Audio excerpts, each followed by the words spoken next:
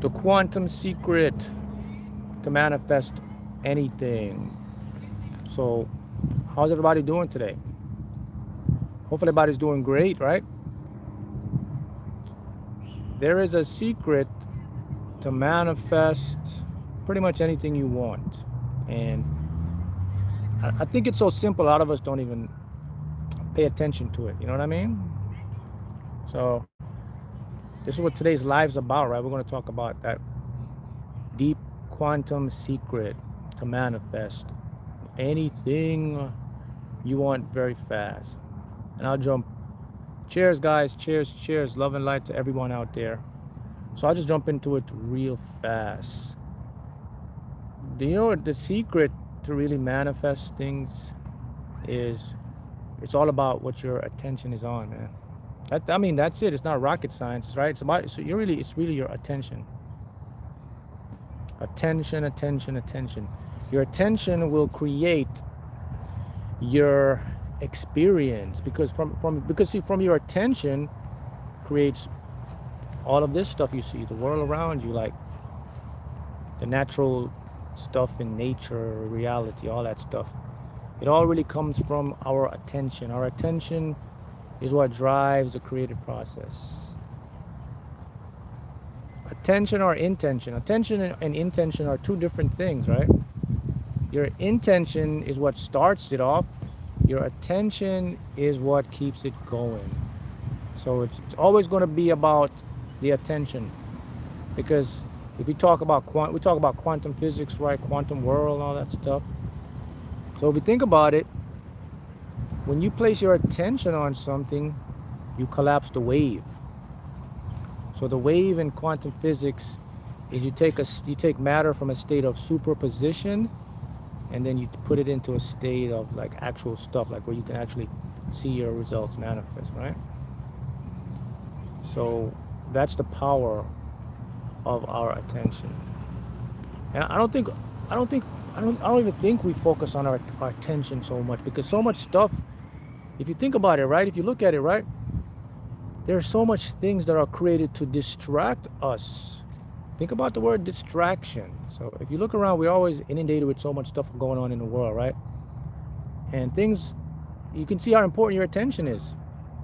Why do you think commercials compete and make the best commercials, or the most eye-catching thumbnails, or anything on social media? They have to do something that's going to what? Catch your attention. So you see how important attention is. So if you think about it from that terms, you got to ask yourself, you say, okay, so it's true. So why do so many things, businesses, they spend billions of dollars a year in ads just for what? Get your attention. Stuff on TV, whatever you watch, they make the best programs, they show the best trailers, pictures, everything is what? Your attention. Why do they want your attention? Because your attention will create your focus. Your focus puts energy, and then energy creates then some sort of action or some sort of thing you're going to do, and then you're going to maybe buy that thing or whatever it is. So it's the same thing when you're going to create anything in your mind. It's just the same process, right? It's just attention. So you could put attention in two ways. You could put attention physically. You could put attention spiritually on stuff. The physical attention part comes from maybe you see yourself focusing on something, doing something. That creates the physical attention. Then you have with the spiritual attention, and the spiritual attention is a little more deeper, because spiritual attention takes a lot more deliberate focus. You got to be like really, really focused, to get the spiritual connection, right? So I'm just let's take you on a journey today. So today I'm just in the park walking around. So thought I'd just walk around and just do this live for a little bit. So let me start walking around here. We start talking about our attention to create our world. Now remember, there's something called the wave function, right? So in quantum physics, when we're going to create something, what we do is we collapse the wave. Collapse the wave means you take it from something that wasn't possible, and then you bring it into something that's very possible. That's called collapsing the wave function or the wave particle. See how that works? It's simple, right? But the simplicity is what makes it so profound, because I don't think a lot of people get it. I don't think a lot of people understand that their attention, your intention's a start, but it's your attention. Because remember now, this universe that you and I live in, right? We live in this universe here. The thing that we don't see about this universe is that the stuff we see in our lives and the way our lives are right now, we actually have control, because we create that somehow by our what we call our subconscious attention and our conscious intentions. See how that works? Subconscious attention and conscious intention. It's powerful. All right? Why is withdrawing attention from the goal important? That's a great question. Because when you withdraw your attention now, your attention doesn't mean your focus. It's a difference now. You can withdraw your attention, and if you think about it in this aspect, so when you withdraw your attention from something, you have basically said that you've accepted that it's already done. So the acceptance of something being done releases the resistance. The resistance now allows the created process to come into physical world. See that? So that's why it's important to withdraw. Now, withdraw your attention doesn't mean stop thinking about it. It just means that you haven't. Okay, withdraw your attention basically means, because I want to put this so you can understand this, because a lot of people get this mixed up when they're manifesting. So they're thinking like, okay, I gotta focus. So yeah, you gotta focus and think about what you want, but you don't do it with a desperate need. That's the difference. See, so I could, for example, I could focus and think about something, but I don't have this need or attachment to it. That's what I'm talking about. That's how you have to approach this stuff. You got to do it in a sense like that. Like, okay, man, so I don't really have a super need for this thing. I could just like visualize it and let it go. And I mean, it really is that simple. If you can do that, then game over, as they say, right? You can do that, the game's over. So do we have, someone asked a question here, John Locke says, do we use willpower or physical action to change our habits? Do we use willpower or physical action to change our habits? So that's a great question.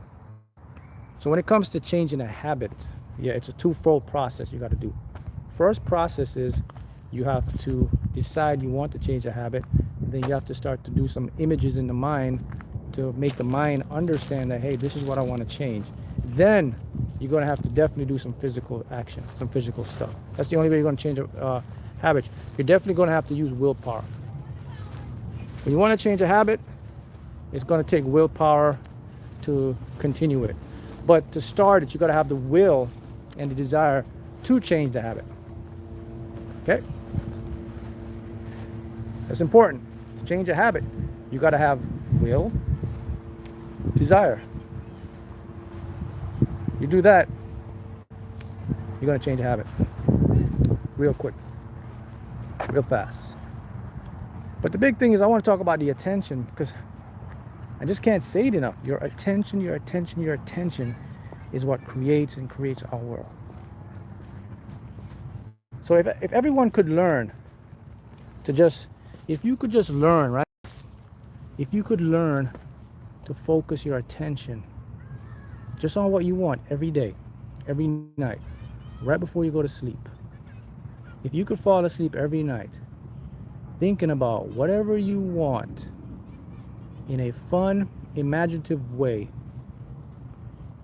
it will change your life profoundly. Why does it work that way?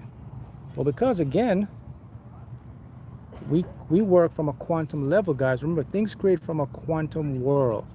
From the invisible comes the visible. You know, I always say that there's a hidden reality that we can't see. We can't experience it with our natural senses. We have to go into the mind, meditate, visualize. So once you start to do this, you start to collapse that hidden world into the light so you can see it. Hopefully that makes sense. See how that works? How long does it take to manifest, let's say, a jackpot once you're in complete attention? There's no set time to manifest, like a specific time to manifest anything, guys. The manifestation, here's the big thing. You guys got to understand how this stuff works. It's not up to you to decide a timeline. It's up to what's called source, or your higher self. That part of you that can see the entire field, that knows when is the perfect time for you. Your job is just to get in alignment so that you can get it, and when it's time to receive it. So when someone says, hey man, there is can I manifest this in 6 months? Can I manifest this in 1 year? Can I manifest this in da da da da? The point is this: is you got to remember that your job is just to be in the alignment form of it, not to try to like figure out a specific time, because there's no specific time here. Because again, time is what? Time is not linear. Time is simultaneously. And I teach this a lot. And that's important to get. The past, the present, the future is happening right now. So all you have to do is just stay in alignment. Just stay in the present moment, and it's going to happen. It's going to happen what's going to happen. See how that works? How do we what? How do we attract certain people if other people have their own free will? Well, that's a good question as well. So when it comes to people, you cannot force someone to do something that they aren't open to do. So when it comes to attracting people, what you have to remember is you have to set up a vibrational match, like a copy of you, to attract a copy of the certain person you want. So more likely, if you have this let's say positive attitude or this vibe, you're looking to attract someone that's going to match that. And so naturally, if you attract someone that has the same positive vibe as you, their free will is always going to be to be around you. So that's where the free will comes in. So that's how that works. So do you understand that, right? See how that works, right? Exactly. Yep. So it's all about, someone here says, make a good comment here, says decide what you want, align your thoughts with it, feel about it, right? Feel it has been manifested. That's true. But it's so easier said than done, man, because so many people try this, it doesn't work. Why doesn't it work? Why does it work for some, and why does it work for some and not for others? Well, the answer lies in your ego. Some of us, we have good control of our ego. Some of us, we don't. Some of us have deep subconscious blocks. Some of us don't. And it also comes down to do you really want it? Is it something in your heart? Does your heart really desire this? Is it something that you think you want? If it's something that you think you want, then it's going to be difficult to create it because your heart's not in it. If it's something that you truly want, all the energies will be aligned, and it'll be a lot easier for you to create it because you're going along with your soul purpose, right? That's what it comes down to. It all comes down to being in that soul purpose, man. Someone else says, how can I stop being in different realities? How to stop? Again, it just goes back to what I just said. Attention. You cannot be in two realities at the same time. Attention-wise, it doesn't work like that. You have to focus on what you want. The interesting thing is, it's so simple, but no one ever tries it out to see how it works. And that's what I'm here to show you. I'm here to tell you that this is something that you can go do tonight. This is something you don't have to plan like, you can do this right now. You can decide right this moment that no matter what goes on in my life, I'm always going to focus on the good or the positive part of my life. And you focus on the positive parts of life, you create a new universe. That's right. You actually create a new universe, because we are constantly creating, we're constantly manifesting, we're constantly shifting. I mean, all of this, as I said before, is holograms. Black holes showed us that human beings, all realities are hologram. So, and I don't think people get that because the mind is just so structured with logical stuff, and the mind can't fathom that, because the thing about your mind is this, and this is the truth. If it's too easy, your mind thinks it's a trick. And guess what, guys? The most incredible, the most successful, the most brilliant things are easy. Let me repeat that again. The most successful, the most abundant, the most brilliant ideas, things are easy. That's what genius is. A genius is someone that can see something in an easy format. That's it. But we have been so conditioned to make things very structured and complicated. Just through how we grow up through school, whatever, education, just the way your life works. So your mind adapts this principle that if it's too easy, it ain't gonna work. But I mean, in some aspects, yeah. But when I'm talking about when it comes to creating, manifesting, it is supposed to be easy. That's the big thing.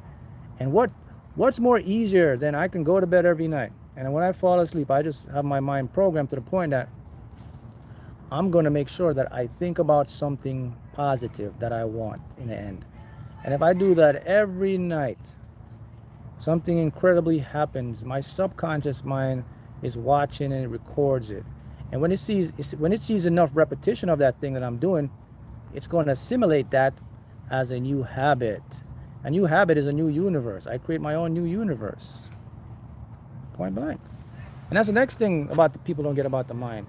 When I say we create new universes, and they don't understand what a universe is. A universe is just a map of realities, what you see around you right now. You're constantly creating a new universe every day. Every single day, because you're constantly manifesting something. You're constantly experiencing something. Every single day, you are like shifting into different dimensions of new universes. Every single day. Because you are a particle. You are an electron. You are constantly in a state of superposition and not. You disappear in and out. Remember now, guys, particles, the thing that makes you and I, they're constantly in a state of flux. They're going in and out of reality every single time. So that means you're going in and out of reality. Where do you go? When you pop out and you pop back in? Different dimensions. The macro and the micro world, right? Talked about that. And again, the mind doesn't see this. And what I'm saying to you is, to do this the right way, you have to have a new way of thinking. You gotta be radical in your way of thinking. Point blank. See how that works? So this is stuff that is just, we don't teach this stuff, right? If you want to do anything, win the lottery, big thing. Yeah, someone says I manifest with just a desire without manifesting. Oh yeah, that can be done. That's the feeling. Some people can do that. Some people can't actually visualize stuff. Mark, I saw myself in Nevada. Now I'm here. I also saw myself buying a house. It will what? It will happen as well. Yeah, that's what I'm talking about. I mean, but the thing is, guys, the trick about that, right, is that when you do try to do that stuff, guess what happens? Your own mind like messes you up. Your own mind like tricks you. Your own mind tells you that you got to stop doing that. That can't work, man. Just right. Your own mind will tell you that. So some people, like the individuals that are really good at manifesting stuff and creating stuff in their lives, are the ones that don't listen to their conscious mind. Those are the ones that are like the daydreamers. They live in their imagination. They're constantly seeing what they want achieved. They don't listen to the ego. They don't listen to people, because they understand that a goal and a dream was given to me. It wasn't given to like nobody else. And that's the powerful thing about all this, guys. When you're going to manifest anything, that's what it really boils down to. Can you see your goal? Do you care what people think about your goal? Are you one of those individuals that you have to logic, you're a left brain or right brain, you're analytical, you trust your mind more than you trust your soul or yourself? Because if you're one of those individuals, It's going to be very difficult because the way it works is you don't create from an intellectual level. You create from an unconscious level. You create from a subconscious. The subconscious creates, guys. Let me get this up here. You know what I mean? It's your subconscious that creates, not your conscious. Get my screen up nice here so I can get to you guys better. So you understand what I'm saying? My goal is to what? Have a mansion in Miami. I can tell you why I dream so intensely, different people, weird places. Okay. What else we have here? Hi, Mark. Let's see. Hi, Mark. Can you tell me, do you plan? Who's this guy? I keep asking this.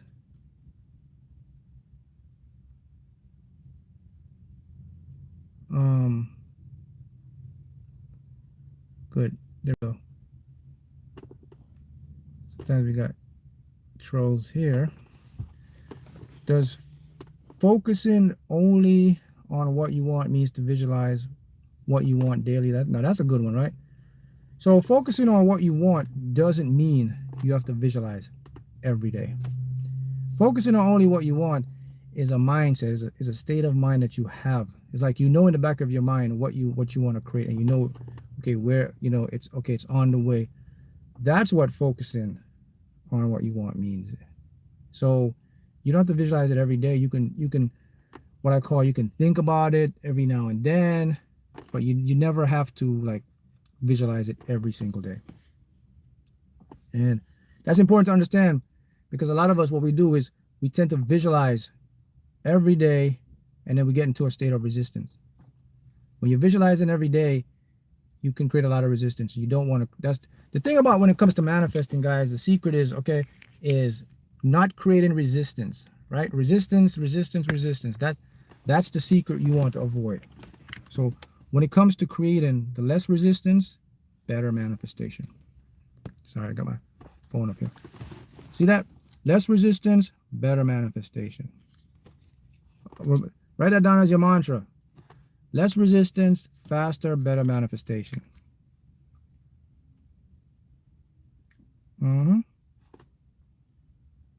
Mark, I get upset because I haven't won yet. How do I stop my ego from looking for the right place, from looking for the right place to find to my top Spires lottery scratch offs? All right, so that's the mistake you're making. You're using your ego to create. It's not going to work. Your ego can't find the winning ticket, guys. If it's the lottery you want, your ego cannot bring you into like this comes from your unconscious. This comes from a feeling. This comes from being in a state of allowance. This comes from just trusting and going. This doesn't come from like logically thinking, should I go to this store? Should I go there? Or should I do this? That's why it's not going to work. So, and then if you become upset, that means you're attached to something. If you're attached to something, you're exacerbating the situation by telling the universe you don't have it. So, you know, the lottery thing is a big thing. And because I think a lot of us, we get personal with it. Don't make the lottery personal.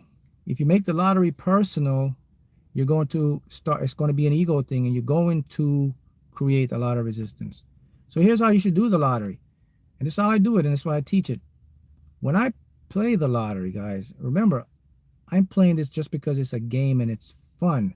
And I'm open to all possibilities. I'm open to winning $2, and I'm open to winning $1 million. I'm open to winning $2, 20,000, 10. See, so I don't specifically go out there and look to win. I'm not open. I don't go out there and play like I got to get this top jackpot prize.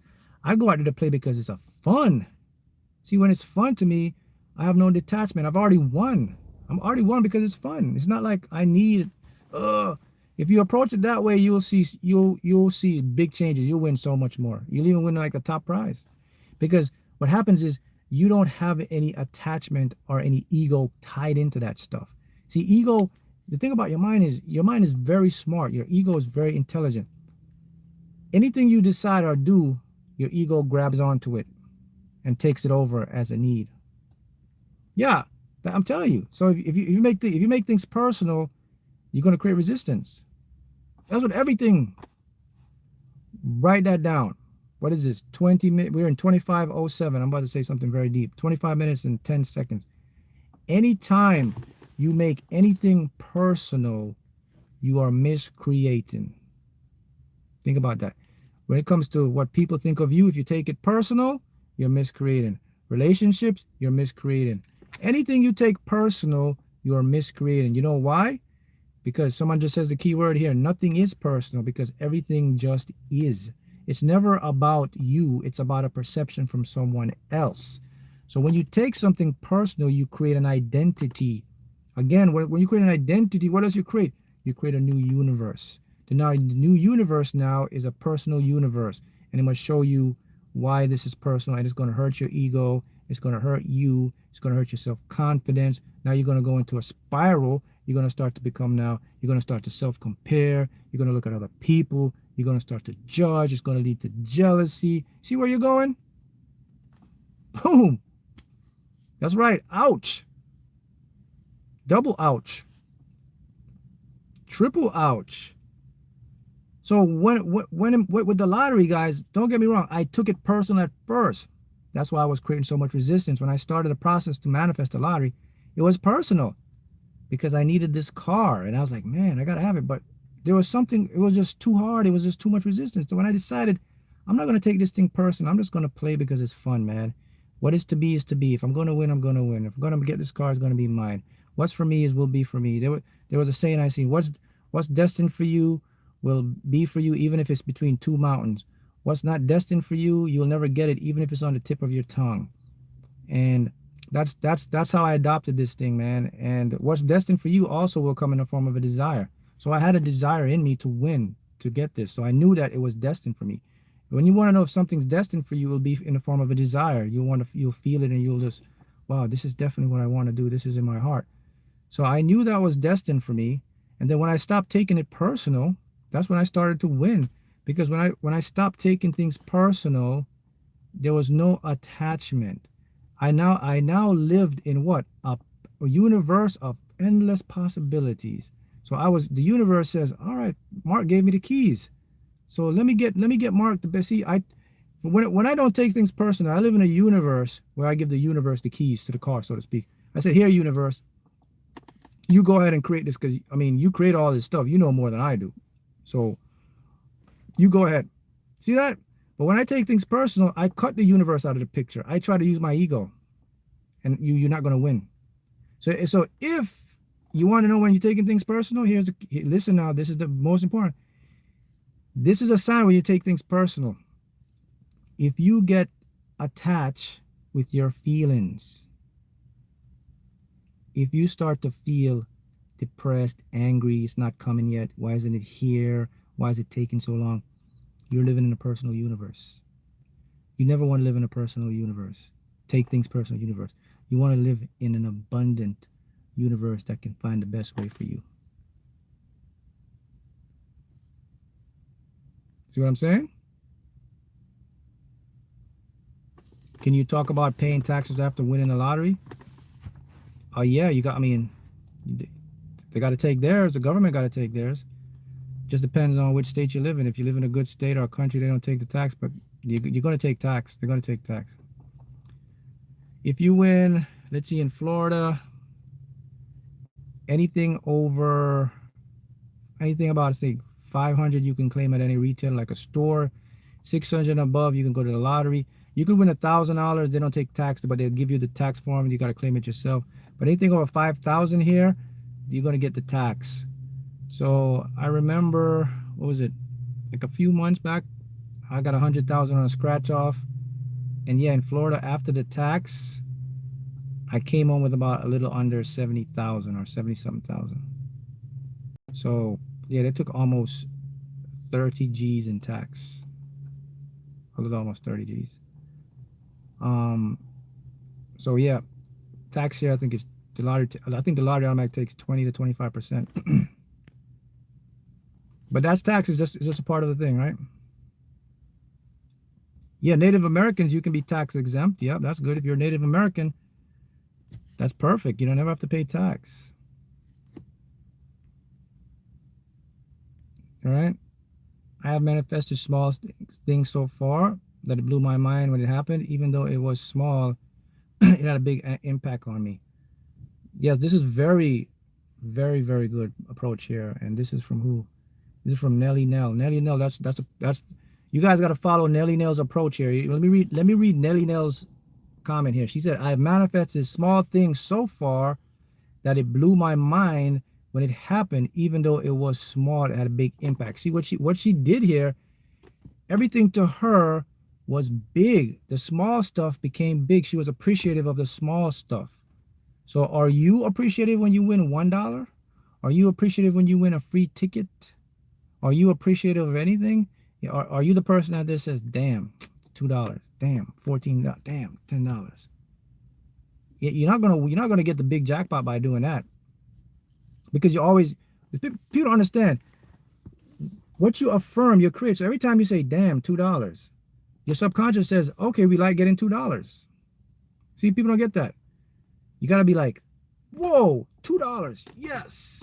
So subconscious says, oh, this $2 is abundance, so let me just give more.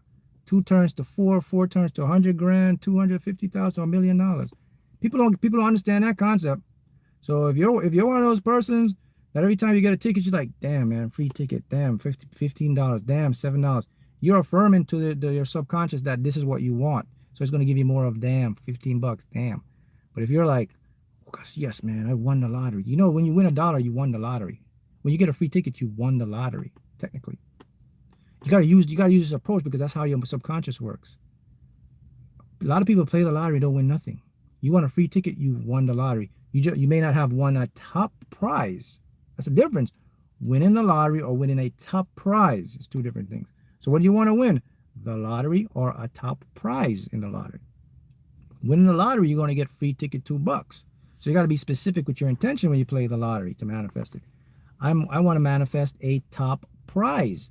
That's why my mantra is, why am I always in the right place at the right time, winning top tier lottery jackpot prizes? Top tier prizes are anything like 10,000 and above, 20,000. Up to top tier prize is the jackpot prize.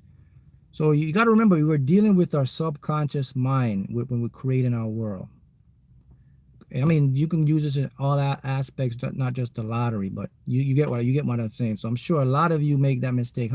Probably all of you do that. When you play, you get a ticket, you're like, damn, only $5. Damn, man. Today, what I had, like, before I came here, I was just checking some tickets here, and I had in winnings, I had, I think, $1,200 in winnings, right? And one of the tickets was, I think it was a 500, but the biggest one was like 500. So these are the tickets I just, for the past 2 weeks, I see them, I buy them, just my feeling, my intuition, and I won like $1,200. And I had one ticket was $1, and I was so excited for that dollar. One of the tickets was for $500, but the one for $1, I was just so more excited because it was so unique. It was like, you know what? When someone sees $1, they wanted, like, damn, this lottery place. But to me, it was just funny, and it was awesome. Like $1. Imagine this dollar could be $1 million. Just like I get $1, I could get $1 million. I was more excited for the dollar than I was for the big, because I never won $1. Usually things like $2, $3, but they had a ticket here in Florida that you could win some of the numbers you get, you win $1, man. And I was genuinely happy. I was like, yes, man, $1. That's the mindset that's going to make you a winner. See that? Do you save the tickets or you scratch them? Yeah, when I buy tickets, scratch tickets, I never scratch them. I save them for like a week or two, and then after a week or two, I'll just get the feeling, I'll sit down and I'll scratch them and I'll check them on the app.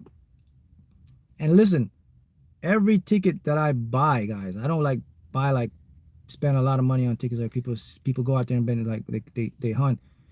I buy tickets by feel. So sometimes I'll have like 5 tickets or 10 tickets for 2 weeks. And all those tickets, 9 times out of 10, every single one of them is a winner. Every single one of them. It's been happening for years and months. So I'm showing you that there's this hidden world that is beyond your conscious grasp. And this is how you got to approach it. If this is the lottery, if the lottery is what you want, this is how you got to approach it. And you got to approach the lottery with, there is no time. Time is right now. So don't look at years, months. Doesn't work.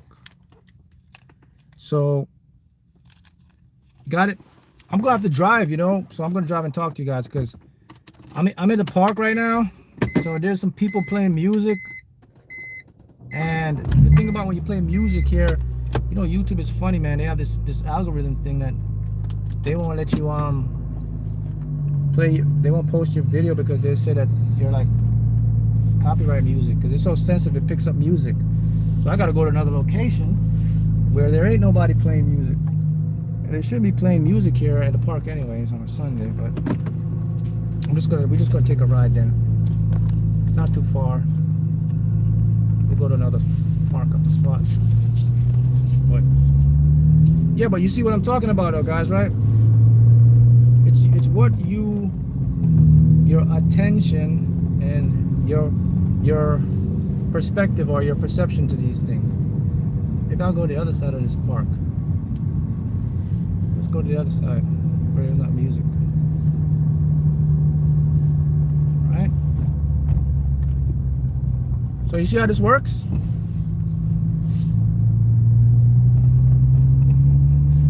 You guys see how it works, right? Don't live in a personal universe. What I mean by that personal universe, don't live in an attachment universe. Don't make things personal. Don't get attached to nothing. You should never be attached to anything. You should be open, but you should never be attached. Open, open, open, non-attached, non-attached. That's the best way this is gonna work for you. You wanna manifest anything? That's the secret. A non-attachment universe is the key to your manifestation. Oops. Maybe a better location here now, right? Good. Non-attachment universe is the key to your manifestation. I like that saying. This is from World Bridger. He says, what you pay attention will pay you back. Oh man, that's so genius right there. See what I'm talking about? That's the definition of genius. See how simple that is? That's so simple, but it's so profound. He just says, what you pay attention will pay you back. Yeah, it's true. Always remember this, guys. Simplicity and easiness and effortlessness and allowance is the formula to make your universe abundant. Easiness, effortlessness, openness, non-attachment. Don't take things personal. Allowance is the formula that will make you live an abundance life. Abundance means all type of stuff. Money, whatever abundance means for your health and all. Because the core component of the universe is non-attachment. We live in a universe that is not attached to anything. We are attached. We have egos. Our egos become attached. The attachment creates energy. Look, we have energy. Energy is like this, moving, coming to you. Your ego comes in and goes like this, blocks your energy. Like, see, your energy is trying to come and help you manifest, but your ego's like blocking everything for you. See that? Your ego blocks it. It's not going to come in. What are your thoughts on teach energy to manifest? Yeah, when you manifest, you are using energy. We just that we can't see it. But you just have to understand that it's all about, you know, like a vibration and a match, a vibe. You already people talk about the vibe. You got certain people, man, like, yo, I feel your vibe, man. You know, your vibe. They're talking about, they're matching energy. They're talking about quantum physics here. They're talking about, that's when people talk about that stuff, vibe, because we're talking about like electromagnetism and stuff like that, right? So, yep. Someone says they were reading a book called The Game of Life. That's what life is. It's a game. Those who know the game, know how the game works, those are the ones that are always going to be successful. That's what you guys are learning through all of this stuff, like how the game works. You see, you got to remember, you got to deprogram yourself from the way they taught you the game, because they taught you the game very, very bad. It's not even the game they taught you. I don't know what they teach you, but they didn't teach you the game. They did not teach you the game.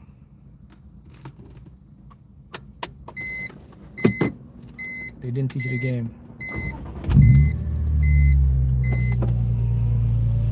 Because you got to know the game.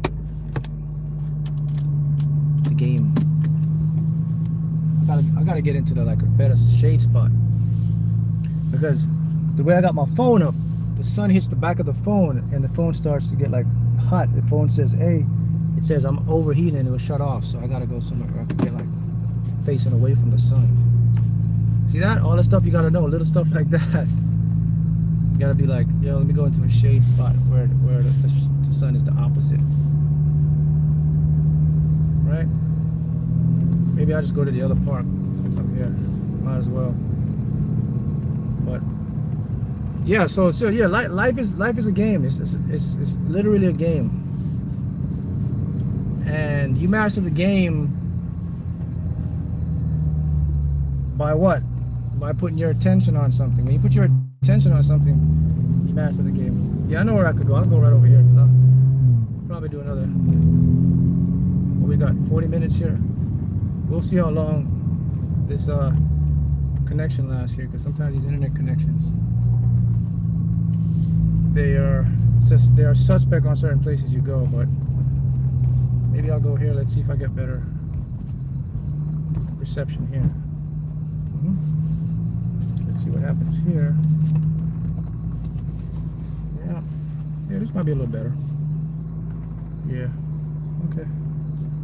Yeah, this is better. So yeah, guys, so you see how that works, right?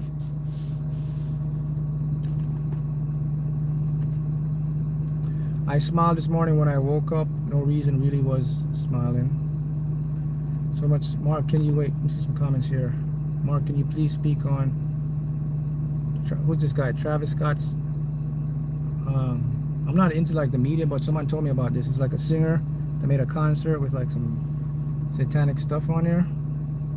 Well, it goes to show you that it goes to show you about the Matrix and people's agenda, and how people have different agendas in the Matrix. And this is just an example of it.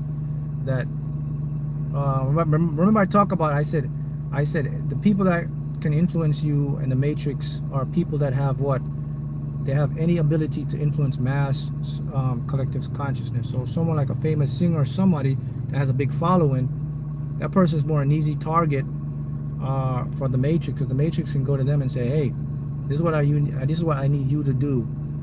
And of course they got to do it because they won't get any money, because everyone has an agenda. So you got to be wise. You got to understand, guys,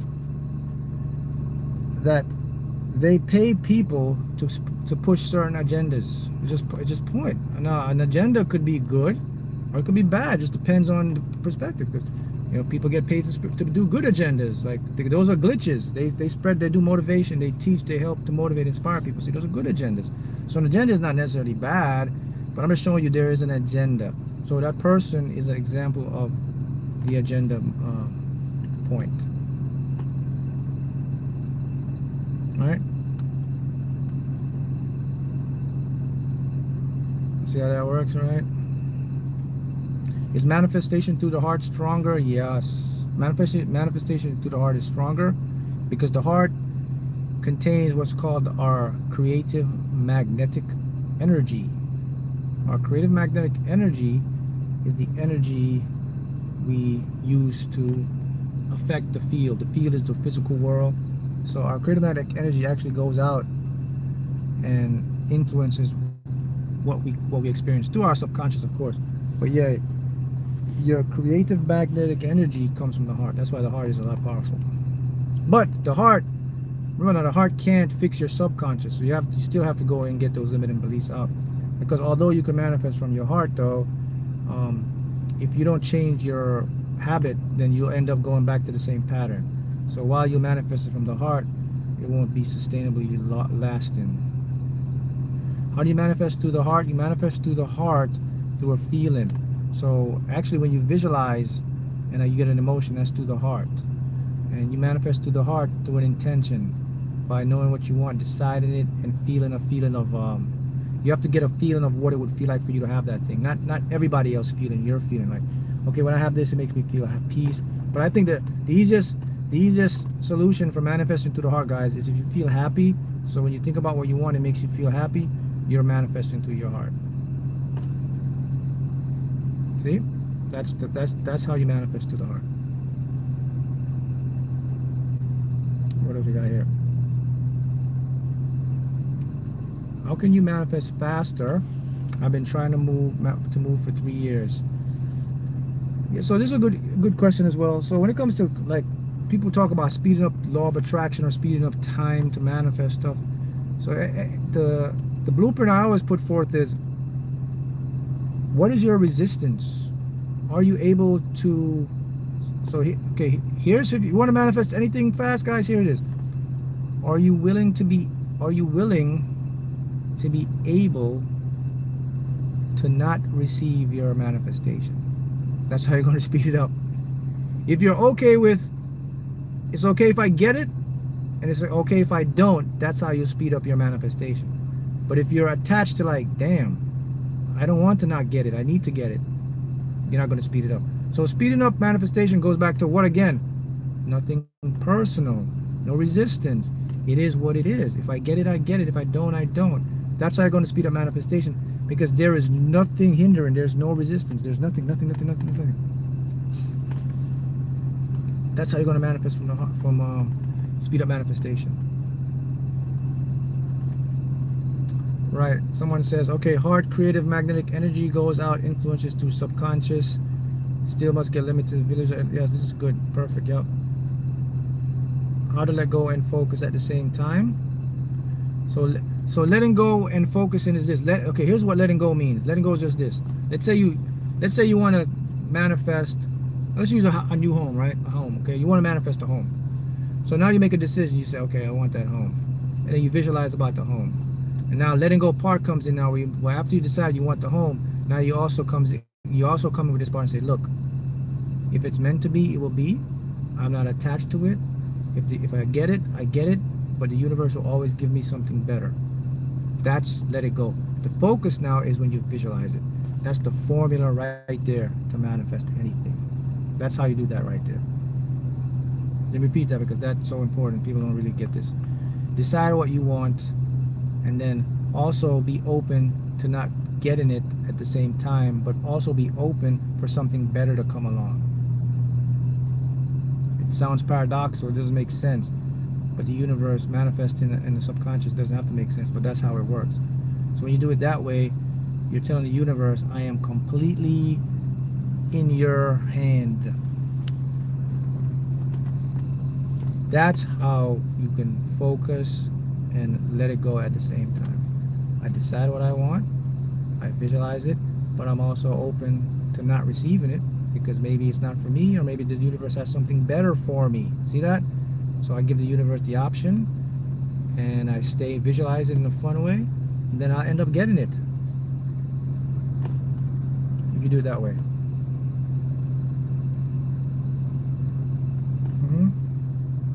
Mark, you mentioned in a video we live in a friendly universe. The universe is intelligent and winks at us. Please talk about this. Yes. So when I talk about we live in a friendly universe, we live in a universe that's already created everything we ever want. The universe is constantly abundant because it's infinite. The universe is constantly giving you what you want based on your intention. So if you can decide, see, the universe can't be friendly unless you decide it is friendly to you. So if you don't understand that you live in a friendly universe, then the universe can't be friendly to you. So that's the first step.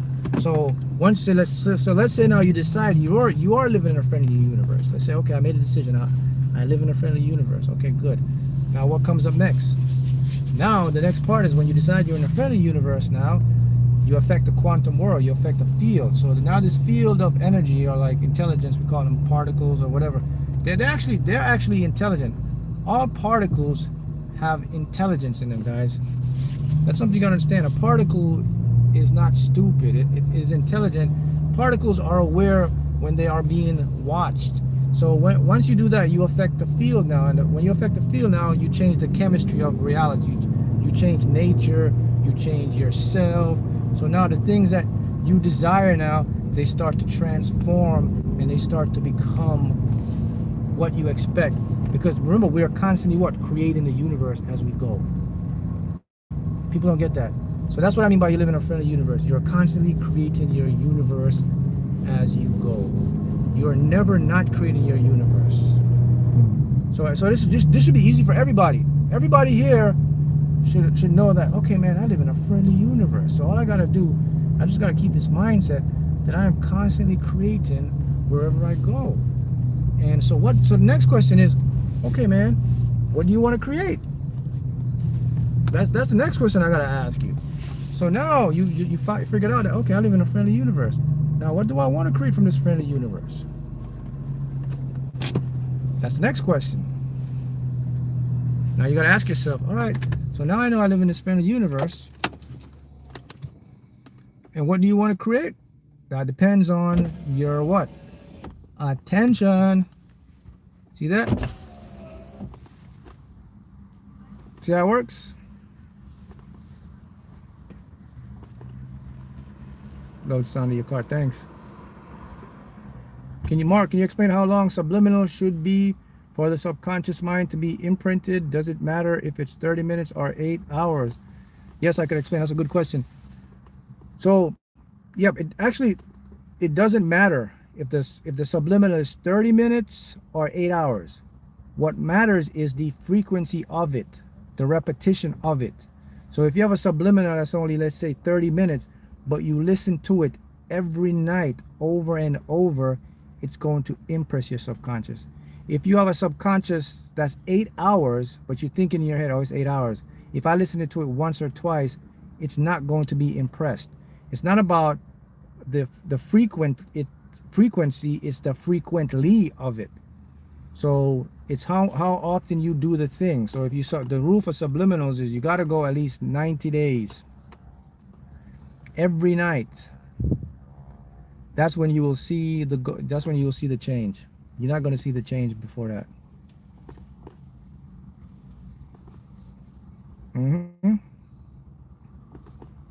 Quiet subliminals. Well, I mean, I believe everybody should be using subliminals. They should be using subliminals that are masked, that you can trip the critical divider. You can bypass it. You should be sleeping to subliminals like that are masked every night. Mask basically means you can't hear the affirmations. You just hear the frequencies, but the affirmations are embedded. That's easier to get by your critical divide, and it goes right to the senses, right to the subconscious, and you can do that. Now, for individuals who've done the work and they're more like have more clarity in their subconscious, you can use subliminals that you can speak out, because then you don't have that effect anymore. But for a beginner, for any beginner beginning this process or this new knowledge, you must use mask subliminals, because more likely if you're using subliminals that you can hear the words, it's going to be very difficult. I mean, you can still do it, but it's going to take a lot more time. So let me give you the rundown. So if you use subliminals that are masked, you can get results in as little as 90 days. If you use subliminals that are not masked, you will get results in about 6 to 9 months. But this is a constant repetition while you sleep. Now, I'll put this in there. Let me be open here. You can use subliminals with spoken words. Only they're more effective when you are sleeping, because when you sleep, your ego shuts down, right? And also your critical divide has less control. Your critical divide is still there, but it has less control. So you can actually speed it up by at least 2 months.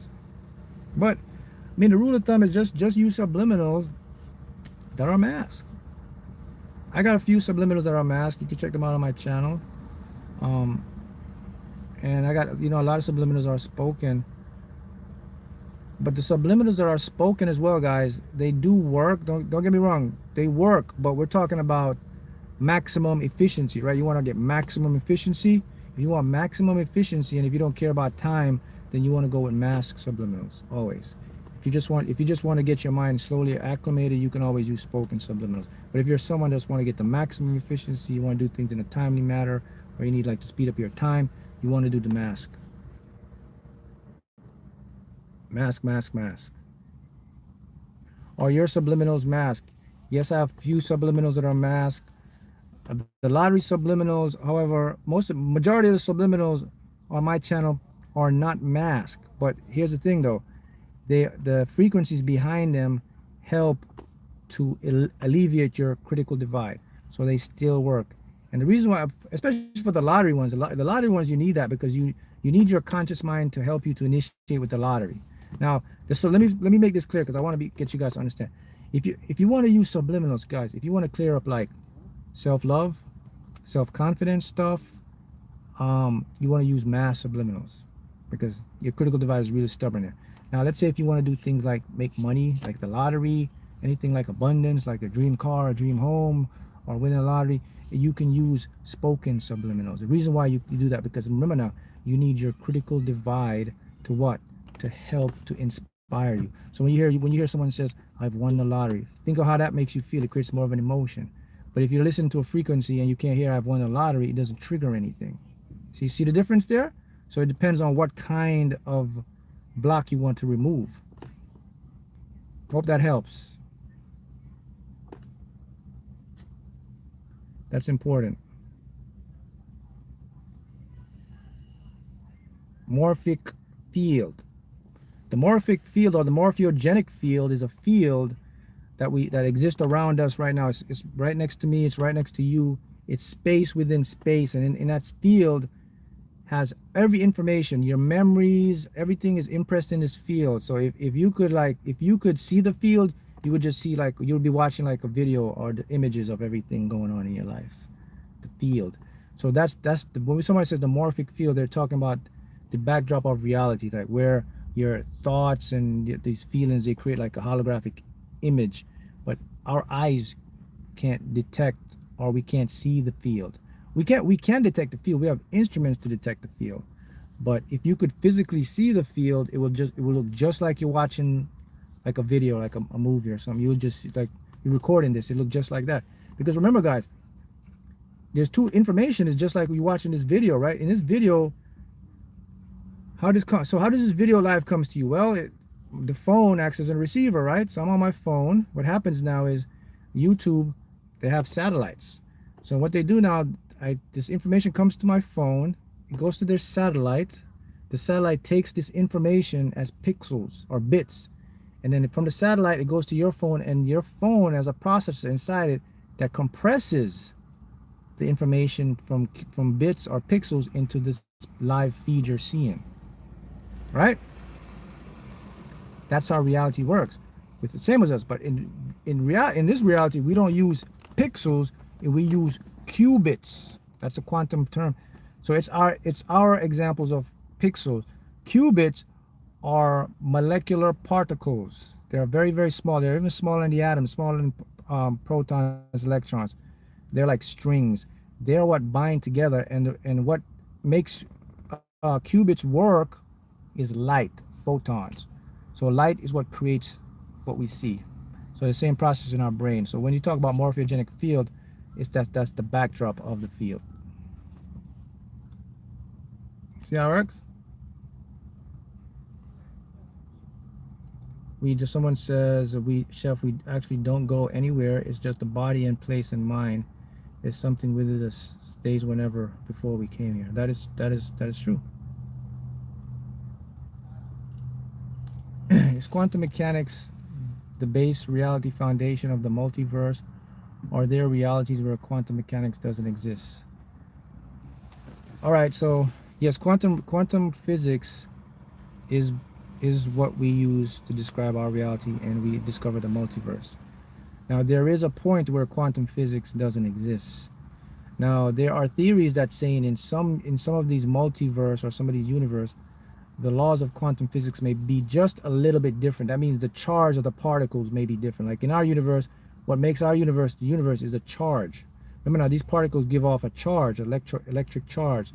So in another universe, the charge may be just a little slighter lower charge. You can never detect it, but they're right next to you right now. That's why I always say to you guys, I said, you are living continuously in parallel worlds. You don't even know it.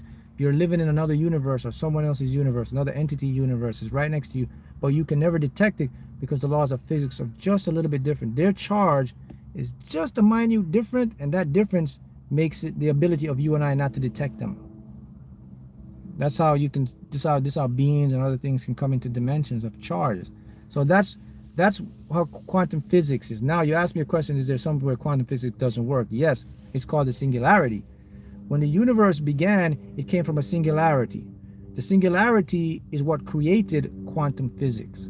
Since singularity is what created all of this. Singularity is what they refer to, you would call it God, because from you can't. If you go to the singularity, you can't. We can't go to the singularity because it created us. It created quantum world. So we don't know what's the singularity, but we know there was an infinite point, and an infinite point, boom, initiated what you call the Big Bang. So we call that infinite point a singularity. From that singularity, gave us all the rules and laws of the universe. It created you and I. So if you go beyond the singularity, we don't know what. There's no quantum physics there. We can't go there.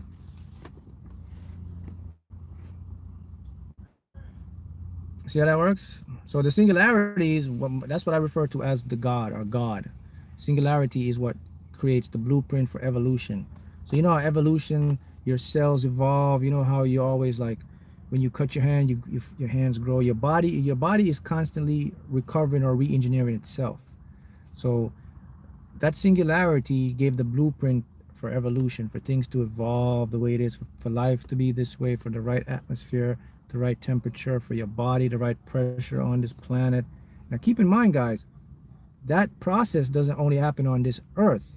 It's probably happening at billions of planets in the universe where there's life, there's different beings like you and I.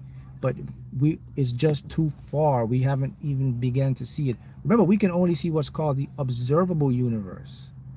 That means we're only seeing where light is. We haven't seen other parts of the universe because light hasn't caught up to us yet. And remember, there are billions, trillions, or infinite amounts of planets now. Now we know we have multiverse. So if life began on this planet that way, and it's the coded blueprint, theoretically, life began all over. I'm expanding your mind. I'm showing you the big picture. So, and you have to see now that you and I could be creations from another creator, not like the singularity God, but maybe a higher intelligent being, like aliens, right? Remember I talked about this chromosome number 2. Let me talk about chromosome number 2. I think I did this in a TikTok live, but let me talk about, show you something profound. I'm gonna talk about chromosome number 2. Chromosome number 2 is your DNA. So your DNA, look, my banana. I had a piece. I finished eating my banana today. You got to eat this every day, man. If you want to manifest, bananas, especially when they have these, see these little dots? It means, has this chemical, I think tryptophan in there. The chemicals means there's more to create serotonin, which is a good chemical. So this one I didn't eat it because it had a little. Sometimes I get them overripe. But let me use my banana here and show you something. By the way, did you know bananas are radioactive? And did you know that when I eat the banana, it gives off antimatter? Yeah, fascinating, right? So let me talk about my banana. I'm going to use a banana as an example. So let's do some manifesting science here. So let's look at this as your DNA. So I'm going to fold this up. Let's say this is the DNA, okay? So at the end of your DNA has to have a cap. Let's use this so this is the cap of the DNA right here. Boom. This cap is called your telomere. When this wears down, this is why you age. The longer your telomere, see the top of the DNA? But to see the cap is protecting the DNA from being damaged. So your cap, the telomeres wear down due to stress, environment, toxic, if you smoke a lot, drink a lot, if you do a lot of stuff like you don't take care of yourself, but more likely a lot of stress though, it starts to create what's called free radicals. These free radicals, they start to like, look, chew away the telomere, right? So let's say now the telomere gets like this short. Cut my banana here. I can't cut this stuff, but let's say the telomere like this short. See now, look how your telomere getting short. Now you're going to start aging. Now chromosome number 2 is attached to the telomere. Okay, so here's what this biologist discovered. And you go look this up. You go if you're in college, go ask your biology teacher. They'll tell you this. if they are no, they probably ask you like, how do you know this? Chromosome number 2 was is just the words of biologists, neuroscientists, geneticists. It's impossible for chromosome number 2 to develop evolutionary wise. Chromosome number 2 was manipulated or intervened genetically by something or someone. In other words, someone went into that chromosome and altered the chromosome and sped up the evolution of what we call modern day man. We are Homo sapiens. So, what if you're interested in what chromosome number 2 is really involved for like the frontal lobe of your brain. It makes you feel empathy, love, and appreciation. We're the only animals that have that. So remember, we came from Homo erectus, Homo habilis, right? All these different humanoids. So we jumped a big gap, and it's impossible for us to jump that gap without some sort of intervenance. So someone intervened in your genetics, and they initiated chromosome number 2. That's how we became humans. If no one, if check this out, if chromosome number 2 continued this regular evolutionary path, you and I would never be this Homo sapien. We would still be some form of a Homo habilis, like very low intelligent, more toward like the primates. Yeah. So think about that. Think about that, guys. And people don't even know this stuff. Right now, they're still trying to figure out how the hell. So what they did, so geneticists now, they looked at all the different cells in the body, and they looked how all the cells would become evolutionized, right? They noticed the pattern and said, okay, how to follow. So this is how they're able to do this, because they had to study all the cells before they made this claim. And they realized, like, they said, damn, there is no way this chromosome could develop, because I'm looking at all the other chromosomes and they follow a certain pattern. And you know how evolution works. Evolution works by patterns. So when they looked at chromosome number 2, they're like, damn, something engineered this chromosome. Something engineered you. Someone came here and had technology, intelligence to take a Homo erectus or Homo habilis and take a chromosome and engineer, and then you became Homo sapien. That's how we branched off. This was done thousands of years ago, and it's still in. Yeah, someone did a biohack. Chromosomes. Who created this? That's the big question. Who created your chromosome? There's a lot of theories going around. We have the Anunnakis, we have the Greys, there's a Babylonian text that shows the Anunnakis came, and so that I leave that up to debate to you guys, but I'm just here to tell you that it's not what they teach you in Sunday school. That didn't happen.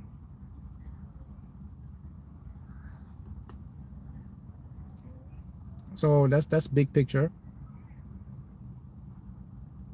The second chromosome number 2. How can mirror neurons help manifestation? Mirror neurons. So let me talk about what mirror neurons is.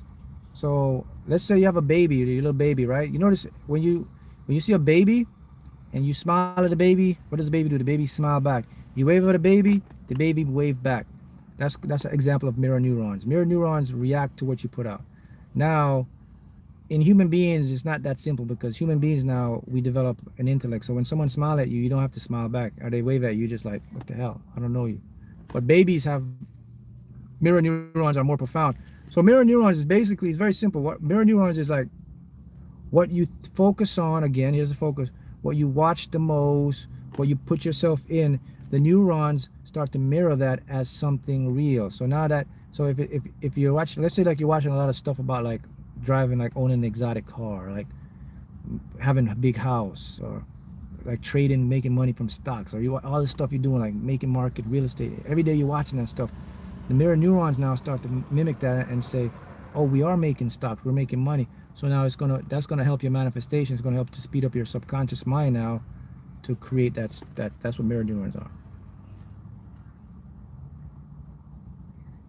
Enki genetically modified our DNA. I heard about that. Enki is supposed to be the Anunnaki king, and that's where I heard they were what the Garden of Eden came from. It was a story they created.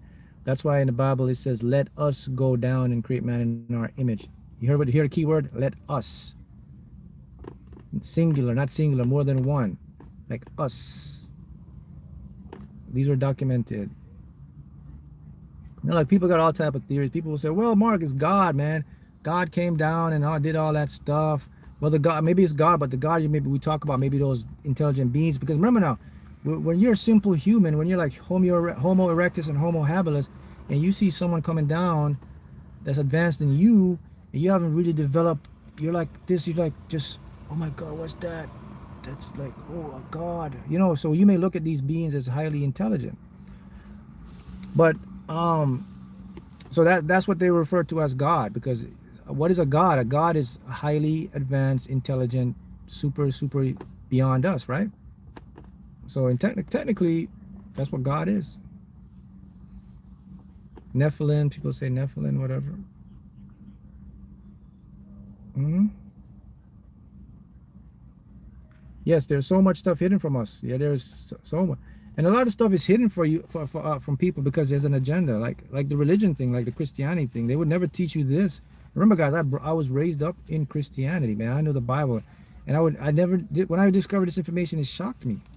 But I knew why now. I was like, man, if people knew this, then the whole structure of like this God that has like a human perception, or this human God that would sit on something and judge you, then it would all crumble.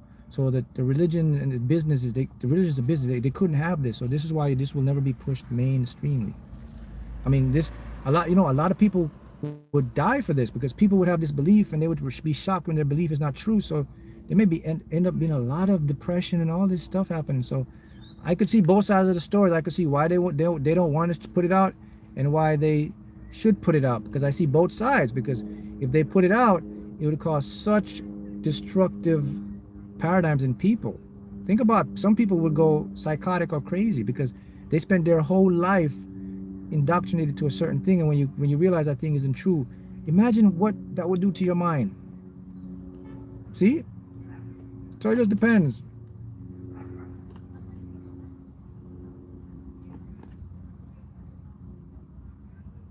See how that works?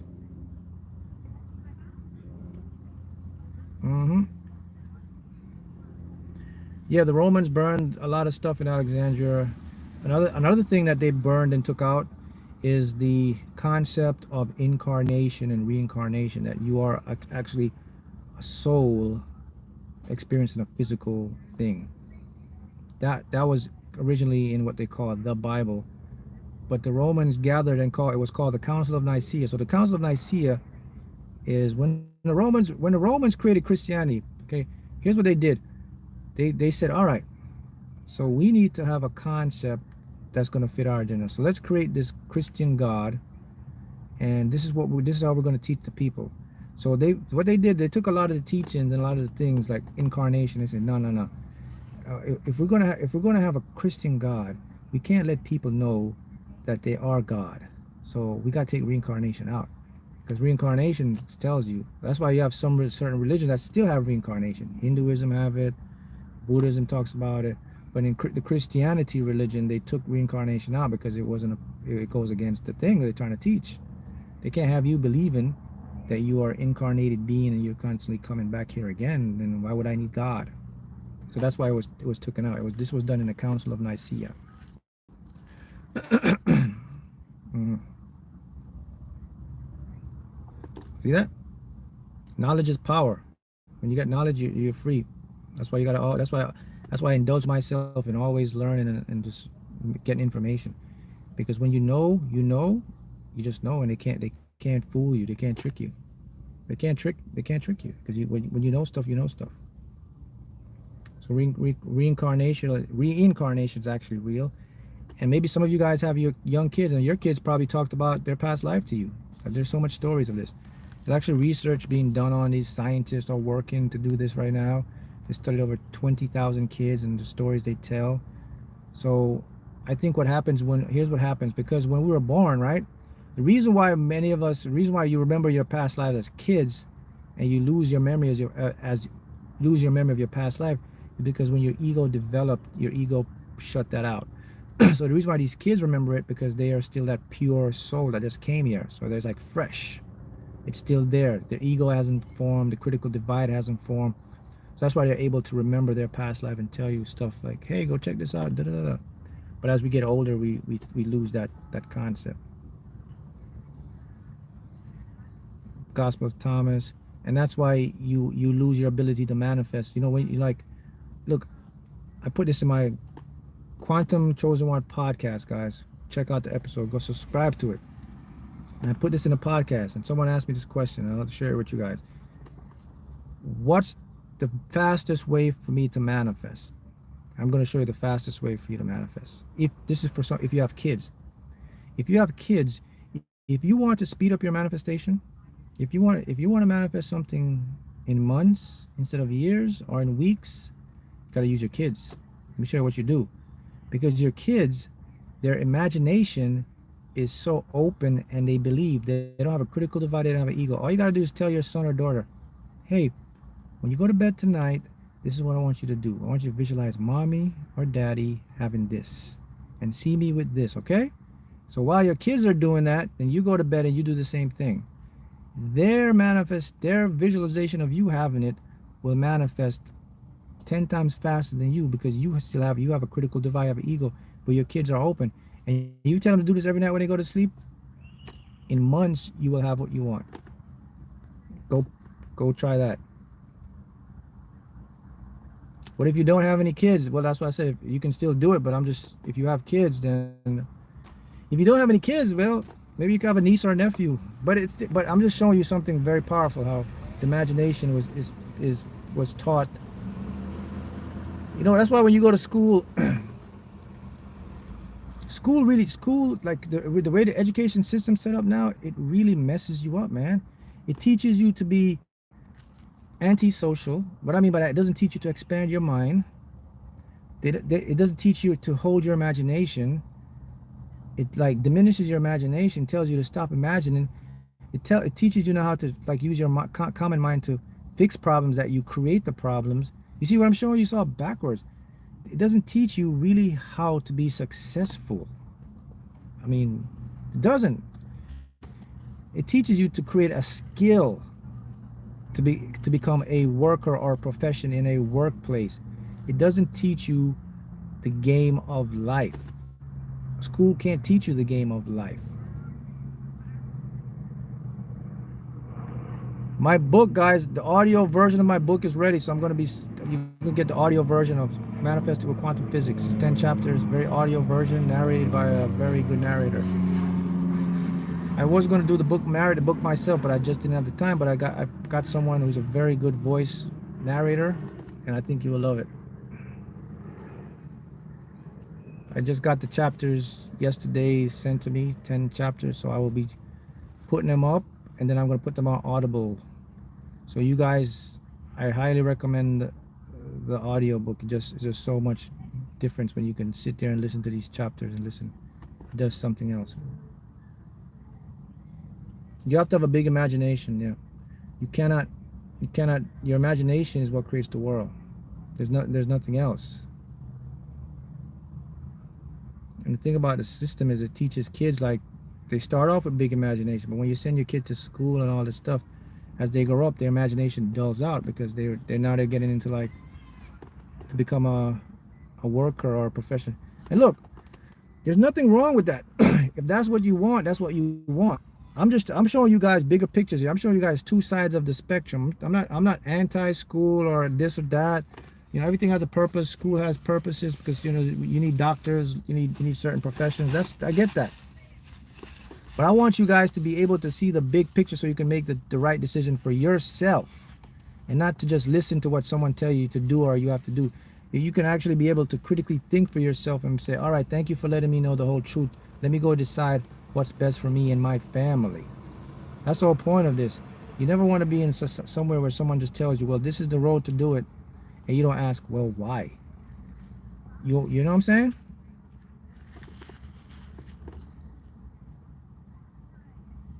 That's all I'm saying. Is daydreaming part of manifesting? Yep. Daydreaming is manifesting.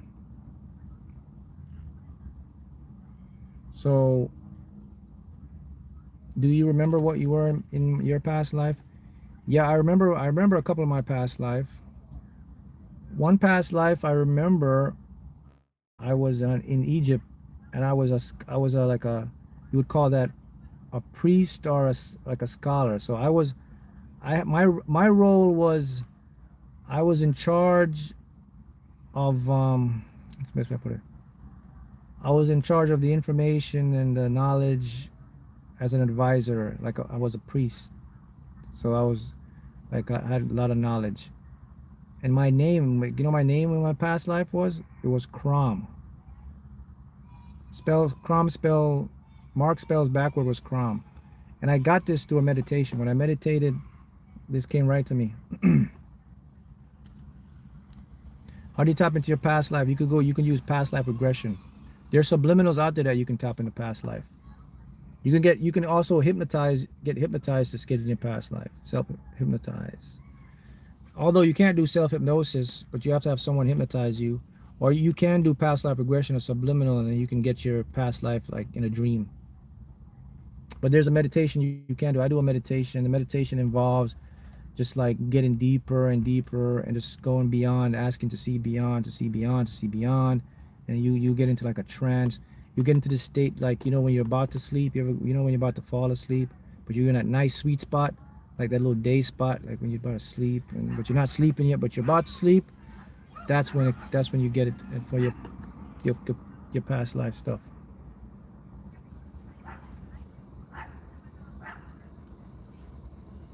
Mhm. I was kidnapped at 18 from my own apartment and locked in a church to pray the demon out because of my abilities and the fear they couldn't see all that was within us. Yeah, that's unfortunate too. You know, a lot of the gifts you guys have, like the ability to, like, you got these empaths, spirituals, like you can see stuff in the future, what you call the future. You can feel people. You have psychic stuff. Unfortunately, they put that in mark that as like some sort of demonic thing. And again, you know, again, it goes back to the Council of Nicaea, where anything that would make you have an advantage in creating your life by design, and they don't want that. They want you to depend on like this agenda.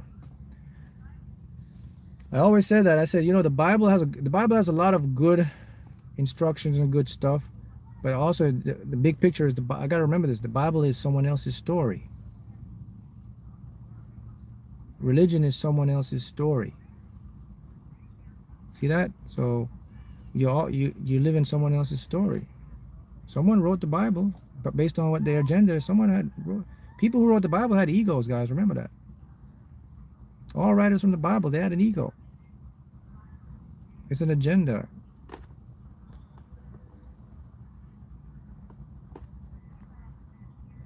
Right? Is it true? Don't pity or sympathy about anything or anyone. I mean, you have to have empathy. What's the meaning of life? Now that's the question right there. What is the meaning of life? I mean, my belief is the meaning of life is, you're here and you have like a gift. The meaning is for you to be of service to others, to help expand your gifts and their gifts. So if you're here to help people in a what we call positive aspect, that's the meaning. To come here to do something to help someone else.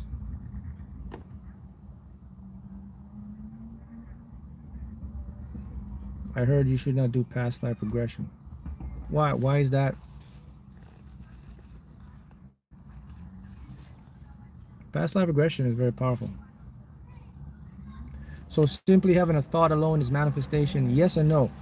Having a thought continuously, it manifests in the what we call the non-physical world. Okay, so that's a manifestation. Remember, it's hidden. You can't see it, but it's still there. But remember, it's in like what information form. Now, you want to bring it in the physical world. That's what you want to do. So now, just having a thought alone won't do that. So what's next now? So when you have the thought over and over now, you gotta what? Create what? The feeling, right? Through when you visualize, you'll get a feeling or emotion, right? So that emotion is gonna start to transform it into the physical, and then also you're gonna have to take some sort of action or steps. You may have to do this. You may have to go a little bit out of your comfort zone. Remember, you got to get your subconscious mind to believe you. So sometimes it takes a little bit of willpower to start it, and then that's how you're going to manifest. So it's like a two-part process.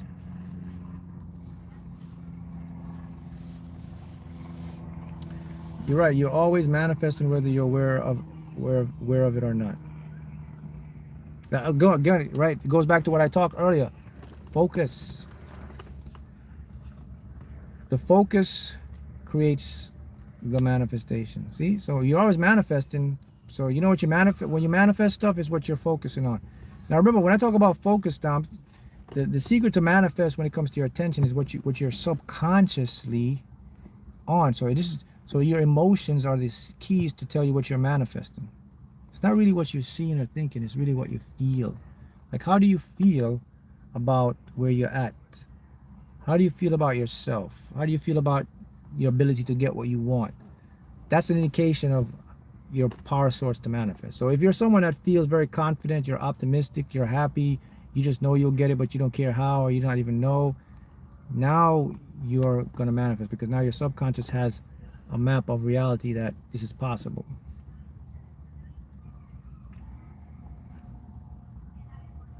How do you stay conscious of your thoughts? By being aware of your thoughts. By like knowing my mind what I'm thinking. Talk about psychic attacks. Is it possible for someone to influence others' mind? This is actually true. This can happen, because there's people that can influence. They can remote view you, but they can also send like signals to you. Now, with that being said, though, the key is this: though, you do have free will, so it's not like they can just come in your mind and take you over. But if you want to know if you're someone psychically attacking you, if you all of a sudden get like crazy emotions, like up and down emotions, your emotions are going like weird, or you sometimes get what we call these little like tension headaches, like they just come and go, like these little random things. Or if you feel like all of a sudden you feel like fatigue a lot, you get like muscle like aches and you haven't been doing anything muscle, more likely someone is attempting to psychically attack you. So how do you fix that? Well, if I mean, you have to know. I mean, do you know you have anybody that's against you? You probably know. But if that's the case, if you want to, so what you have to do, you just have to protect yourself. You can protect yourself using crystals. You can use amethyst, which is a real good protector. You can also do a meditation and put yourself in a bubble that will protect you. Or you can also use water. You can do water, drink water to remove it. You can put right on your water bottle, cleansing, psychic cleanse. It can cleanse you. You could visualize just good things in your life, or you could just understand that yes, someone is trying to psychically attack me, but I'm not going to let them in. And then you just slowly, by doing that alone, it will leave you, because you're aware of the psychic attack.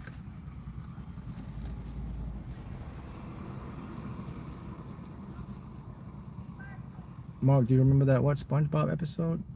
Nah, what SpongeBob episode? Yeah, I don't watch SpongeBob, but it's a good cartoon, I heard. But tell me about the SpongeBob episode, Imagination with the Box. That's interesting.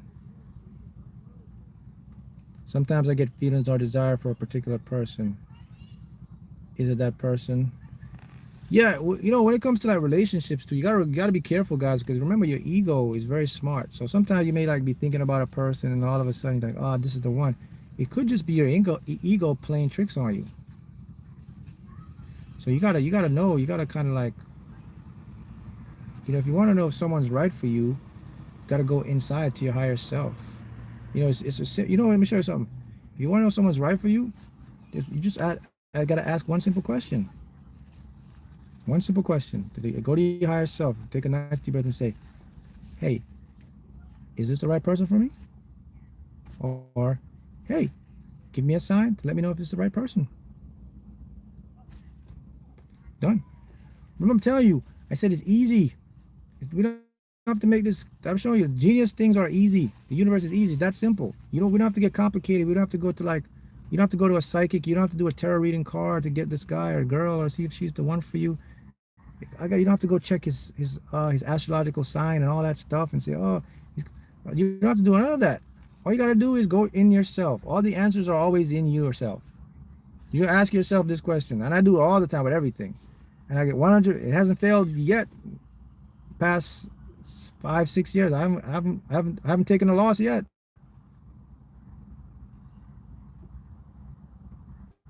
I haven't taken a loss yet with that one.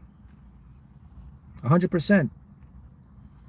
When it comes to us finding out things about anything, business, ventures, the next step in your life, your connections, the people, your friends, any of that stuff.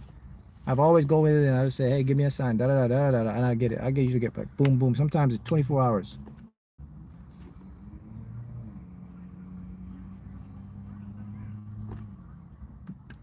Marco, Japanese princess just left everything for the guy she loves. So is this just a conspiracy or real? No, that's actually a real thing. Yeah, I read that. I think I read an article about that. When someone loves, remember now, love is very powerful. Love doesn't care about money or any of that stuff. Love just cares about the connection and what they see themselves together. That's usually a sign of love. When someone to do that, to give up millions of dollars from inheritance and go. I mean, her husband isn't doing too shabby either. This guy's a doctor, so I mean, they're making a good income. But she took the money from her. I think her family offered like 2 million per year because she's royalty. She denied that. That's an example of like love when you know someone's right for you. Like you get that because it takes. That's heart. That's the heart. The heart talks to you that way. The heart says this. That could never be ego because ego is all about like protecting. Ego will say, "What are you doing? You stupid? You can't do that. We better get that money." So you can see that was more from a heart manifestation. Should I ignore 3D reality? Yes, but not the way people think about this. When we talk about ignoring 3D reality, people think like, all right, I'm going to leave all my problems. I'm not going to sweat the bills. I'm not even going into work. They told me ignore my reality. No. Ignoring your 3D reality basically means being at peace with what is and not judging it. That's what ignoring 3D reality basically means.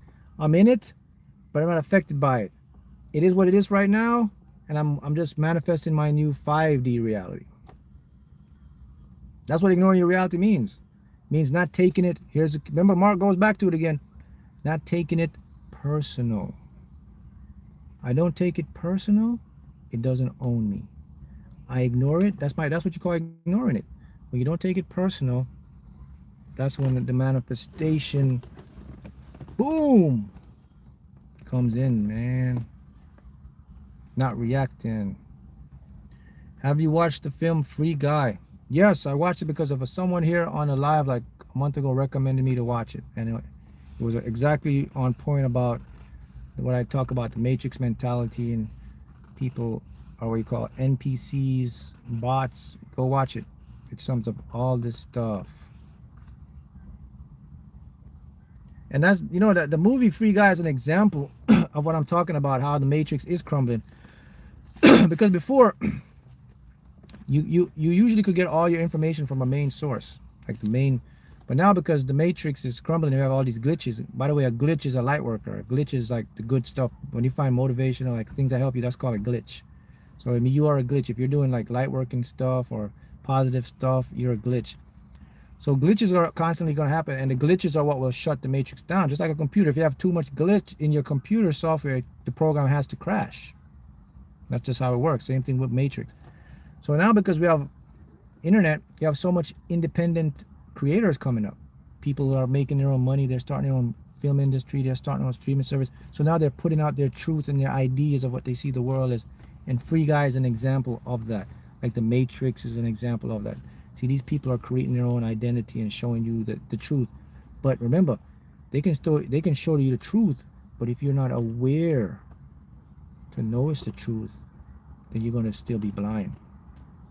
Remember I told you this guy, I said, look, 90% of the information that's being channeled to you is controlled. They sprinkle 10% of the truth in it. So that means they make your job a lot harder for you to go and like go through to figure it out. Right?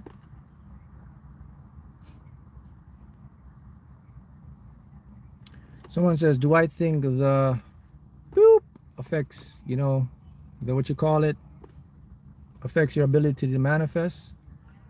And I say no, because manifestation is from a spiritual aspect.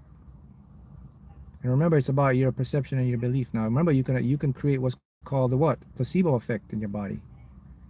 So nothing can stop you from manifesting, because you're constantly changing your cells. Your cells every day change. But this is for someone who believes this stuff.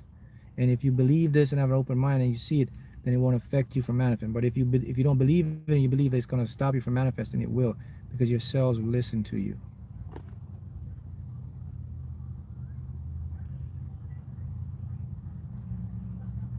Yeah. Ignore what's happening around you. What is really the matrix? Yeah, so when I talk about the matrix, what I'm talking about is, so here's the epitome of the matrix. Any entity, any organization, any government, any social media, influencers, entertainers, musicians, any outlet that has access to affect the collective subconscious on a large scale is the matrix. So that talks about the educational system, entertainment industry, music industry, your government, your religion.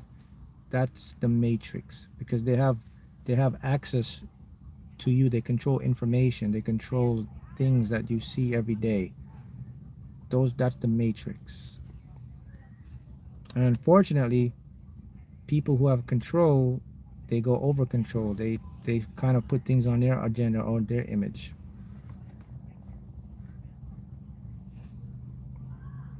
hmm That's the matrix. But remember now, the matrix has glitches. So I didn't mention a lot of glitches in the matrix, which is huge. Matrix has billions of glitches. That's right, billions. But they're just in small pockets all over. Boom, boom, boom, boom, boom. What's going on when things I Google start showing up everywhere in my reality? That's an example of the mirror neurons. Like that's what I'm talking about. That's why I always tell you guys, like, whatever you surround yourself with, your mind is going to show it to you in all types of different ways. That's why only focus on what you want. Don't watch things that aren't going to help you to manifest your life. Don't why are you watching something that can't help you? What's the point of it? Why are you watching, like, I don't know. My view is just, until you get what you want, focus on that. But your job is to always surround yourself with information that will help you to get to your goal.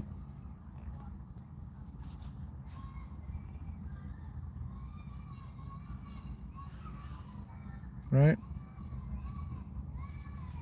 So that's the kid. That's the point I mean. Is the what is the real? Is the what? Is this real? The boom, boom, boom. Is that real? When they give you that, that happened what, 2019 and all that, where they shut everything down. Is that stuff real? Yeah, it's real. Of course, that's real. But the real it's not the question you should ask is, if it's not, is it real? The real question you should ask is, why why did it become this, or what's the reason for this thing, or why did it happen? It's actually real, yeah. The bigger question is why, right?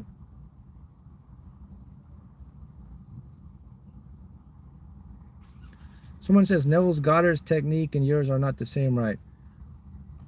Neville Goddard's technique and yours are not the same, right? I don't know. You guys have to answer that. I watched. Guys, you gotta remember. Look, when I started doing this, most of the stuff I did was like self-taught. It came to me from like a higher source. You know, it's only when I started doing this I started to learn about these other teachers like Neville Goddard, Abraham Hicks, all these other teachers I started to learn about. And then when I was watching them, I was like, oh man, I said some of the stuff is similar to it, but keep in mind I never watched them before, so I don't know. But I know one thing about Neville though, he was ahead of his time. I mean, the teachings he have are very yeah, they're similar. They're profound stuff. He was teaching this stuff in the early 1900s, right? And don't forget now, he had a teacher. No one knows about his teacher. His teacher was Abdullah. There's a mystery about Abdullah. So, yeah. The thing about knowledge, guys, is this. No one owns knowledge. No one owns a special technique. No one owns that. The stuff that I get down, it didn't come from like somewhere it came from a part of the collective subconscious. There's nothing new under the sun. So the information I get, I just present it a different way. So if anybody's out there claiming like my teaching is the best or my knowledge, no one has, you can't own knowledge, man. It's free. It's for everyone. Everyone just gives their different spin on it, or it's what you vibe with or you align with. Now some people just have a better way of putting forth the knowledge, or putting a different spin on it, or giving you a new angle or a new enlightenment of it.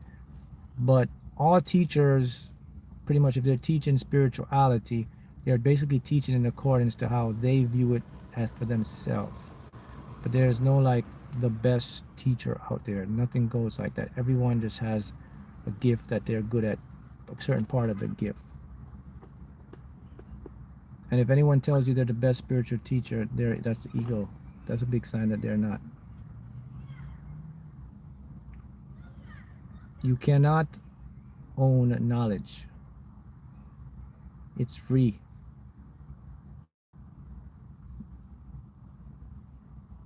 Because knowledge is stored in the superconscious. Anyone can access this.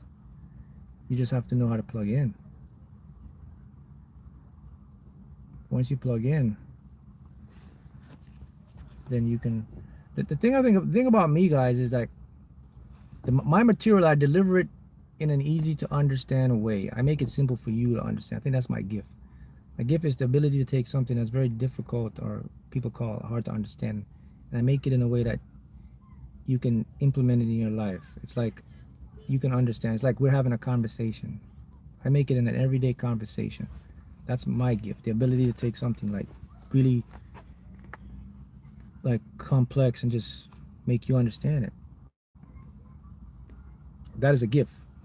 You can't learn that. So there's other teachers that have different gifts.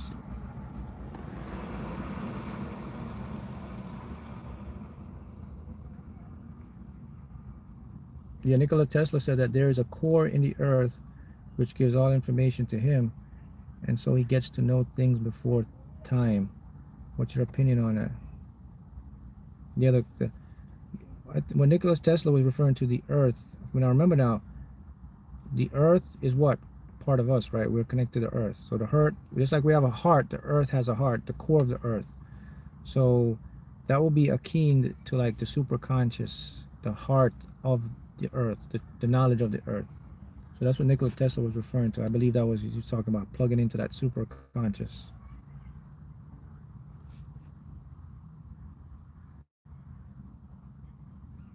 Mm-hmm.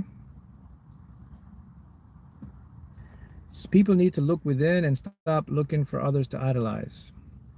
Yeah, majority of us, we do need to look within, but also we also need mentors, because there's just some of us have got this stuff kind of down pat, right? So we do need that. But I see your point. The point is you not to idolize people, but to find a teacher that we resonate with, or find someone that has done what you want to do. Because if they've done it already, that's the perfect teacher for you.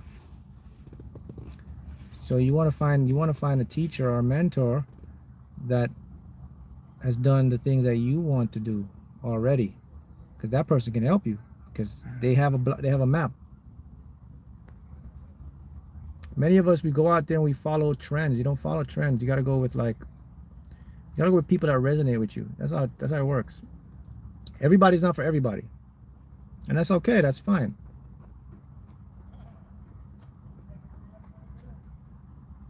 You guys. I mean, you guys resonate with me for years. See, some people resonate with someone else. Da da da. And I mean, here's something even deeper. I'm gonna share with you guys. And this is something you gotta. This is gonna make you blow your mind. Do you know the reason why predominantly all of my followers, all of you guys, you know the reason why you follow me or you resonate with this knowledge and all this stuff? Do you know why? Do you think it's like a coincidence? Like, oh man, God, you just popped up on my YouTube, man, and I vibe with you. Do you think that's what it is?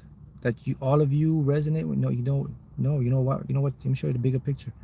Every single person that is following me now, or that will follow me in the what called future, or that will build up.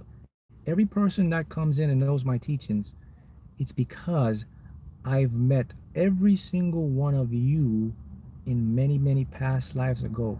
You have met me in many, many past lives ago, and now we're remembering something about each other that you need to learn in this life. That's why you found me. It goes for all other teachers as well. Let that sink in. This is why you resonate so well with me and I resonate so well with you. This is why I can talk the way I talk and you can understand it or overstand it. Because I've met every single one of you souls. Every single, what is it, 74,000 on my YouTube, all of you, whatever, 80,000, anyone has ever, if you've ever, one day you think, oh man, Mark, I just found your chat. No, it was you remembering an oath in a past life, or you remember something, you say, all right, man, I'll see you the next lifetime, bro. I'm gonna come back and you're gonna help me to do this. And that's how you found me. It was not like, oh, the YouTube algorithm, man. No, because the algorithm shows up thousands of videos every day and you see all type of videos. Something made you stop on this video is because each and every single person I've met, all of you, all of us had a connection. Now think about that. Now it shows the enormity of space and time and how we go back so many billions and billions of years and how these different past lives we all have. This is the only way it could happen. It can't be no other way. There's no other way, because there's plenty of other teachers that teach the same thing I teach.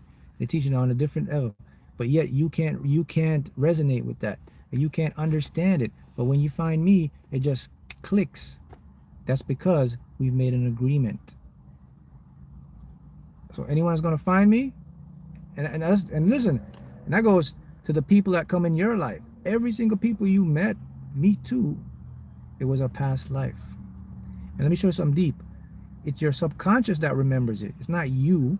It's your subconscious that draws you to these things. When you hit that YouTube and you see Mark Haughton, and you just say, oh, look, something about this guy. It's not you. Your subconscious remembers that past life connection and say, all right, here it is. Look, I'm going to show you something powerful. I show you this. I have one student I mentor, right? And we've been mentoring for like about a year now. And I told this story before. And this student, he had a near-death experience 20 years ago. And this is an older guy, older gentleman, at least 20 to 30 years older than me. And he told me, he said, hey man, you know how I found you? And it was like about 6 months into our coaching when he revealed this to me, because he said he didn't want to tell me because he wouldn't freak me out. But he said, hey man, when I had my near-death experience, man, I met you before you were born. He knew my name, and he says, you're going to meet Mark, and he's going to help you to do this.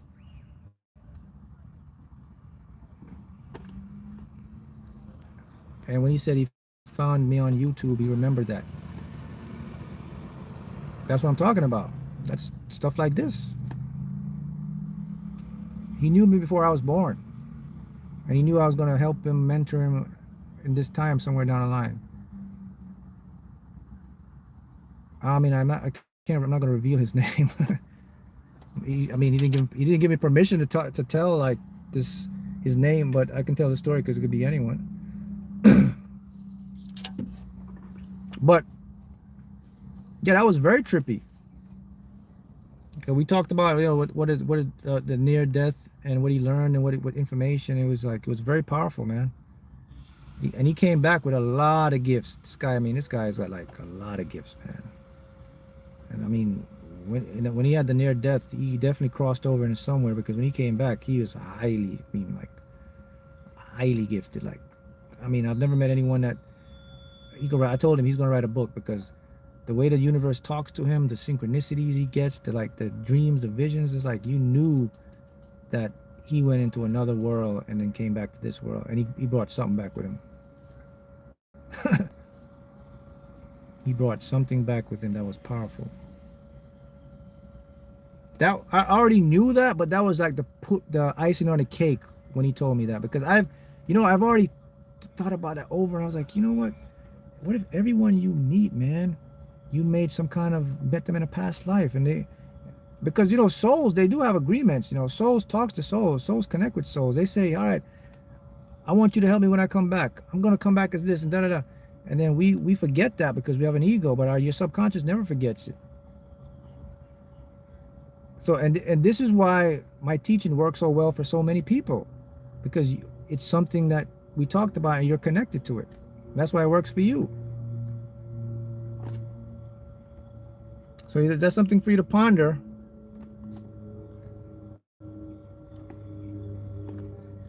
All of you, we have all been connected in a previous life, and we found each other now.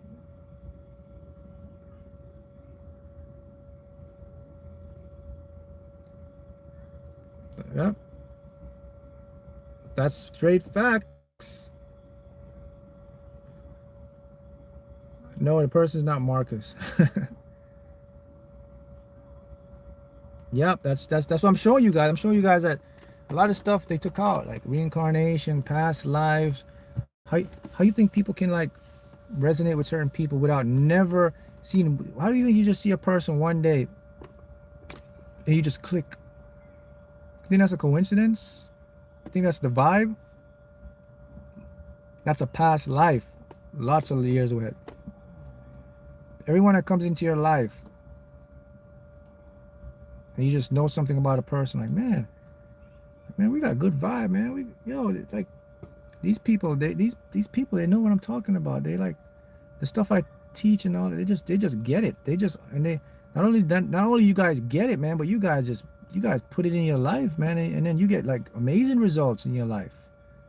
That could only happen because we've done this before. You've done this before. This is not your first rodeo. That's why you're able to create all the stuff you create from the stuff I teach and put out. That's why you get so much great results, because we've all done this in a past life before. You're just remembering how to ride a bicycle again. Remember, you never forget how to ride a bicycle. You just get on a bicycle and you start riding, and your brain remembers it. So this is why you gravitate, and this is why majority of you guys are like are on this for like since 5 years, since 4 years. That's not normal. People come and go. When people like teachers, we all have different teachers. You like follow a teacher and then you leave and go follow someone else. But you guys, you gotta ask yourself, like, man, why did I stick around for so many years following this guy, man? Like everything this guy is teaching me, it's a reason, because we've all met before. See, guys, once you're connected, you can never not be connected. It's entanglement now. So that's why you'll always resonate with the stuff I talk about. And you will get it, and then someone next to you will never get it. You're like, what is this guy talking about? And you just like looking at him, you're like, you don't get what he's saying? I'm like, no, man, it's like difficult. I mean, I gotta watch it like 10 times to get it. Well, there's your answer. Mhm. That's right. Nice to meet everybody again because all of you have met.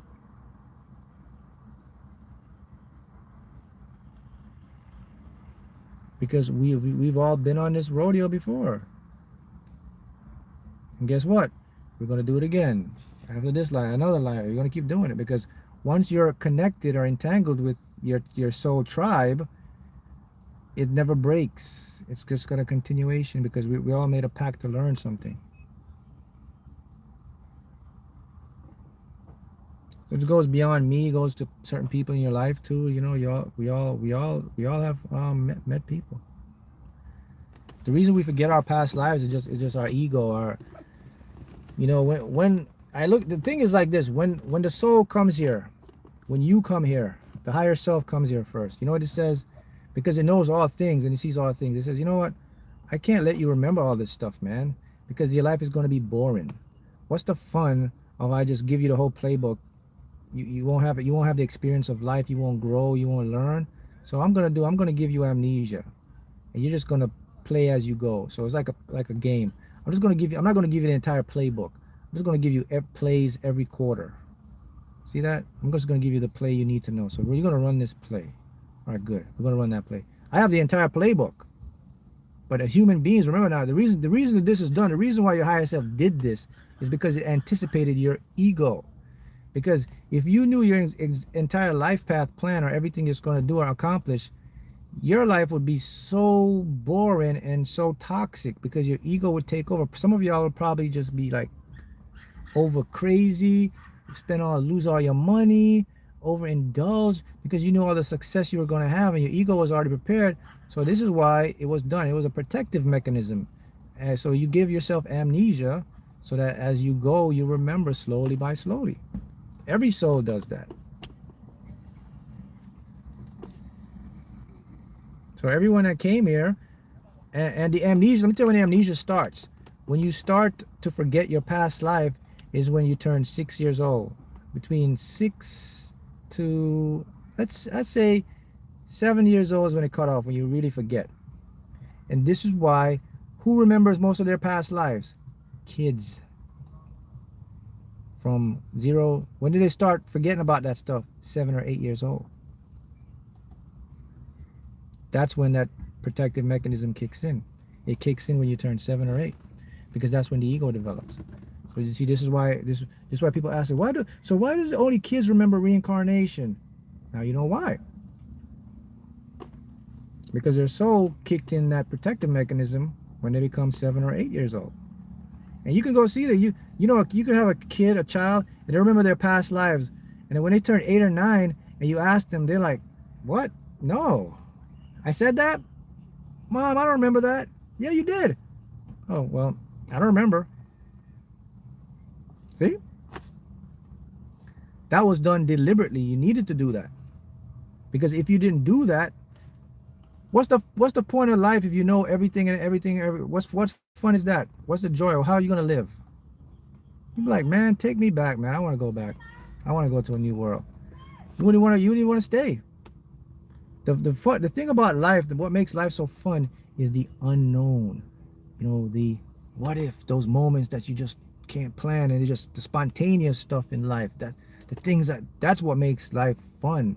That's what makes us grow. That's what makes us, expand. It's just the unknown of abundance. Like, okay, man, I could do this, I could do that. And then you just get your little playbook, like boom, boom, boom. Okay, this is what you're gonna do. This is what you're gonna do. Da da da da. Boom, boom, boom, boom, boom. And you're like, man, right? See that? So that's something you guys have to know. I didn't think I said that, but and that goes with everybody else. So all 74,000, everybody that's contacting me and you watching my stuff, every single one of you I have known personally in a past life, and you have known me personally, and we have made a pact from a past life to say, okay, Mark, I'm gonna come back because I know you're gonna do this, and I want to learn this. All right, I've already learned that, but I want to come learn this, and the cycle will continue over and over, on and on. Because remember how the universe, guys, the universe, remember energy, we can only transform. So this universe, it began from a big bang, right? But did you know the big bang was what? The end of a previous universe. This universe will come to an end again, and it will go back over again. So it'll be a big bang, big bang, big bang, big bang. Da, da, da, da. So be death, rebirth, death, rebirth, death, rebirth, for infinity. So imagine how many other Earths was here before this Earth or this universe. Can't even imagine that. So I'm talking about our past lives could go back eons, trillions of billion. Man, it just, we don't know. We could be, we just don't know. But we just know it did, we did exist, and we did. All of us knew each other and met each other. I don't care if you're in Switzerland, you're in Germany, you're in Africa, you're in Iceland, you're in the USA. You're finding me. We're talking. We all have a connection. Every single one of you. To me, I'm connected to you. There's no distance between the connection. And because this is why it works for you. This is why these teachings work in your life. So if you're ever wondering, like, why does this guy teachings work so good? Why is it working for me so good? Now you know why. Because we've been here before, and this connection is there, so you already know the blueprint to activate it.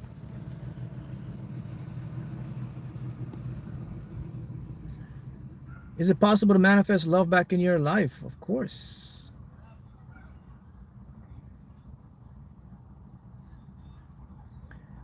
Every person you follow or you get a connection with, and they have their whatever their techniques or whatever resonate with you, you most likely met in a past life. They can be that's quantum entanglement. The only way that can happen is entanglement, and for something to become entangled, it has to interact.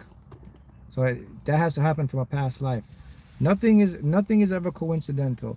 The people you meet, the connections you have, all the right stuff, you're at the right place at the right time, the right people that come into your life, none of that, all that was proclamated from a previous past life. And we're talking about past lives, guys. We're talking about, you gotta stop thinking in years. We're talking about infinite time here. I'm just making it easy for you to understand. I say billions or eon, but time doesn't, you can't even calculate time. It just, if you want to get in human construct, it's a lot of past lives. Lots. You can't count. Good, guys. So this was a good live.